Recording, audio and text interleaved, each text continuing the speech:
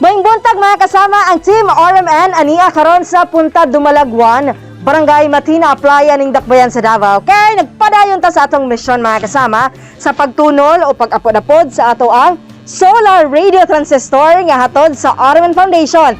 Ilawom kini sa atong One Radio campaign. Unsay pangalan nato tay? Vicente Diasis Senior. Unsa may trabaho ni Tata Inteng karon? Unsay lingaw nimo sir? Kana lang managat na ginagmay din sa kuan tapos dagat sunasan. Niya adlaw nagsigig paminaw ining DSDC. Kanina to na pa koy radyo nga pre ni. Oo. Ako gyud kalipay sa akong abaga kay para di ko makalimot sa mga programa.